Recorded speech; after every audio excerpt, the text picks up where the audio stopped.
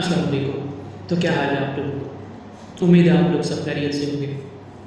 मेरी last video आप लोगों को पसंद आई होगी। ऐसे ही मुझे अपने एक कज़न की कहानी याद आई, तो सोचा आप लोगों से भी शेयर कर दूँ। ये बात आज से 2010 की है। मेरा कज़न अपने दोस्तों के साथ घूमने फिरने गया हुआ था। जब वो शाम को अपने घर लौटा तो करीब 7 से 8 बजे का टाइम था जब वो अपने घर आया। जब वो घर आया तो उसकी अम्मी ने कहा कि आओ खाना खा लो। वो घर वालों के साथ बैठा, उसने खाना खाया। फिर आधे घंटे बाद वो बाहर गया वॉक करने के लिए। कुछ देर उसने वॉक की। जहाँ वो रहता था उसके इर्द गिर्द, घर के इर्द गिर्द जो था पहाड़ी इलाका था। वॉक करके जब वो घर आया तो उसकी अम्मी ने उसको कहा कि हम लोग मार्केट जा रहे हैं, अगर तुम चलना चाहो तो चल सकते हो हमारे साथ। तो उसने जवाब दिया कि नहीं, मैं बहुत थक चुका हूँ, मैं घर पे ही रहूँगा, मैं मूवी लगा के बैठ जाता हूँ, आप लोग मार्केट से हो आए। उसकी अम्मी ने कहा सोच लो, अगर जाना चाहते हो तो आ जाओ, हमने कुछ चीज़ें लेनी हैं मार्केट से, वो लेकर आ जाएंगे। लेकिन वो नहीं माना। उसने कहा कि नहीं, मैं घर बैठ कर ही मूवी देखूँगा, आप लोग हो आए मार्केट से। उसकी अम्मी ने जवाब दिया अच्छा ठीक है, तो मूवी देखो, हम लोग होके आते हैं मार्केट से, बस उठ के दरवाज़ा बंद कर लो। लेकिन उसने कहा कि नहीं, आप लोग दरवाज़ा बाहर से जो मेन गेट है वो लॉक करके चले जाए। उसकी अम्मी ने कहा ठीक है, मैं लॉक कर देती, तुमने कहीं जाना तो नहीं? तो उसने कहा नहीं, मैं मूवी देख रहा हूँ, मैं बाहर नहीं जाऊँगा, तो आप लोग दरवाज़ा मेन गेट जो है बाहर से लॉक करके चले जाएँ। उसकी अम्मी ने बाहर से गेट लॉक किया और वो चले गए। करीब रात के 10 बजे का टाइम था जब वो घर से गए। अब नवीद जो मेरा कज़न है वो बैठकर मूवी देख रहा था। वो समझा कि मेरी आंटी जो है वो ऊपर वाले पोर्शन में अभी हैं मौजूद, क्योंकि उस घर के 2 पोर्शन थे, तो ऊपर वाले पोर्शन में उसकी आंटी रहती थी। लेकिन वो आंटी मेरे घर आई हुई थी। अब उसको ये बात मालूम नहीं थी। वो समझा कि आंटी जो है ऊपर वाले पोर्शन में है। अब वो मूवी देख रहा था, तो करीब आधे घंटे बाद उसको ऊपर से आवाज़ आई कि नवीद ऊपर आओ, खाना खा लो। उसने आवाज़ बंद की टीवी की, तो एक बार फिर से उसने पूछा आंटी क्या कह रही हैं आप, दोबारा बोलिएगा। तो उसको फिर से आवाज़ आई सीढ़ियों से कि नवीद ऊपर आ जाओ, खाना खा लो। नवीद ने जवाब दिया कि नहीं, आप खाएं, मैं अभी थोड़ी देर पहले मैंने खाना खाया है, मैं कुछ देर बाद खाऊंगा। उसके बाद दोबारा आवाज़ नहीं आई। नवीद ने आवाज़ ऊंची की टीवी की और वो फिर से मूवी देखने लगा। करीब 15 मिनट गुजरे ही थे कि उसको फिर से आवाज़ आई, नवीद आकर खाना खा लो, खाना ठंडा हो जाएगा। वो बेड से उठा, दरवाजे से बाहर निकला तो उसने सीढ़ियों की तरफ देखा। जब उसने सीढ़ियों की तरफ देखा तो उसको कोई नहीं नजर आया। उसने कहा जी आंटी कहाँ हैं आप? तो उसको फिर से आवाज़ आई कि ऊपर आ जाओ, खाना खा लो, खाना ठंडा हो जाएगा।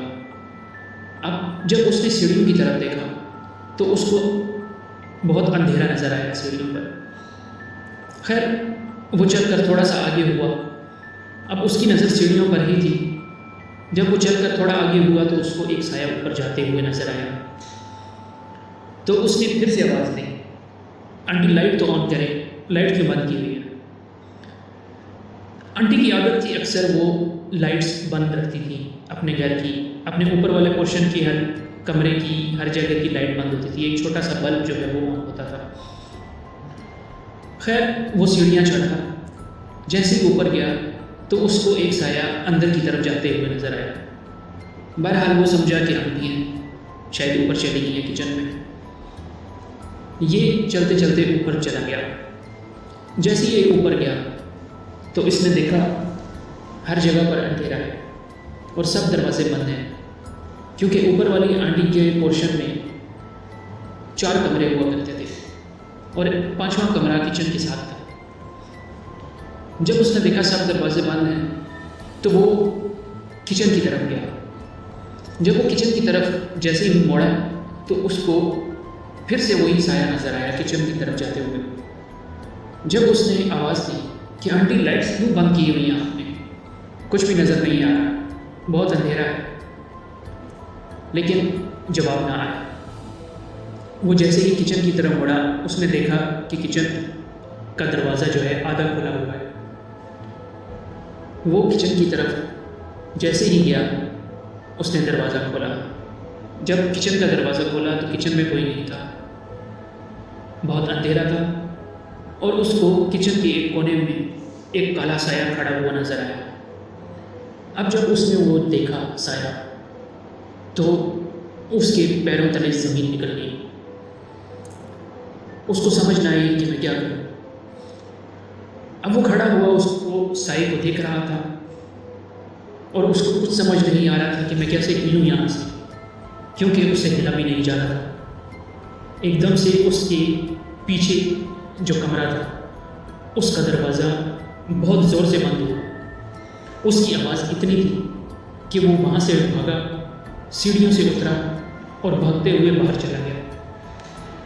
जब वो मेन गेट तक पहुँचा, जब गेट उसने खोला तो गेट नहीं खुल पा रहा, क्योंकि उसकी अम्मी उस गेट को लॉक करके जा चुकी थी। उसने दरवाजे से छलांग मारी और सीधा बाहर चला गया। उनके घर के साथ होटल जुड़ा हुआ था, वो उस होटल में चला गया। जब वो पहुंचा होटल के बाहर तो वहाँ पर एक चौकीदार बैठा हुआ था। चौकीदार ने इसको जैसे ही देखा तो नवीद पसीने से भरा हुआ था, पाँव में जूतियाँ भी नहीं थी, नंगे पाँव भागा हुआ घर से अपने। चौकीदार ने इसको पकड़ा और इससे पूछा कि क्या हुआ, तो इसने जवाब नहीं दिया, चुप रहा, लेकिन इसका सांस फूला हुआ था। जब चौकीदार ने इसको देखा कि कोई बात तो है कि ये पसीने से भरा हुआ है और भागता हुआ है, वो समझा कि इसके घर चोर आ गए हैं। उसने इसको पकड़ा और कहा कि इधर बैठो मेरी कुर्सी पर। वो अंदर गया भागते हुए, होटल से पानी का गिलास लेकर आया और इसको पानी का गिलास दिया। जब इसको पानी पिलाया तो 10 मिनट के बाद उसने पूछा कि नवीद क्या हो। नवीद जवाब नहीं दे पा रहा था। वो बता नहीं पा रहा था कि मैंने क्या देखा अपने घर पे। चौकीदार ने इससे पूछा कि क्या तुमने चोरों को देखा है? तो नवीद ने पूरी कहानी बताई कि मेरे साथ क्या हुआ है। अब चौकीदार परेशान था और वो सोचने लगा कि ऐसा कैसे हो सकता है। उसने कहा कि आओ मेरे साथ चलो, मैं देखता हूँ। तो इसने कहा कि नहीं, मेरी अम्मी दरवाज़ा लॉक करके चली गई है, घर पर कोई भी नहीं है। तो चौकीदार ने नवीद को कहा कि ठीक है, तो मेरे पास बैठे रहो, जब तक तुम्हारे घर वाले वापस नहीं आते तुम यहीं पर रहो मेरे साथ। बहरहाल वो बैठा रहा। 12 बज गए तो 12 बजे उसके घर वाले वापस आए।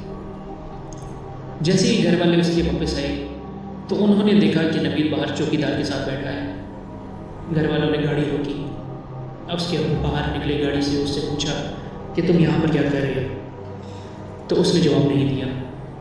चौकीदार ने उसके अब्बू को पकड़ा और वो साइड पर ले गए।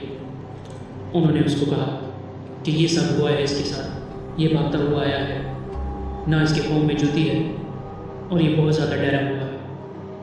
आपके घर में कुछ है? तो उसके अब्बू भी परेशान हो गए। उन्होंने कहा मुझे तो नहीं पता, मैंने तो आज तक ऐसा कभी महसूस नहीं किया। तो चौकीदार ने कहा कि ऐसे आपको अकेले बच्चे को छोड़ना नहीं चाहिए था घर पे। बहरहाल आप अपने बेटे को ले जाएं घर पे। बस वो अपने बेटे को पकड़ के गाड़ी में बिठा के अपने घर ले गए। जब वो घर गए तो उसने अपनी अम्मी अब्बू को सारी कहानी बताई। उसके अब्बू और अम्मी ऊपर वाले पोर्शन में गए। जब जाकर देखा तो सब कुछ लॉक था, सिर्फ किचन का दरवाज़ा खुला हुआ था। तो आप लोग भी ध्यान रखिएगा कि कभी अपने घर में अकेले ना रहिएगा, ख़ास करके अगर आपको महसूस हो कि आपके घर पे कुछ है। अगली कहानी के साथ हाजिर होगा। लाइक और सब्सक्राइब किए बगैर मत जाइएगा। शुक्रिया।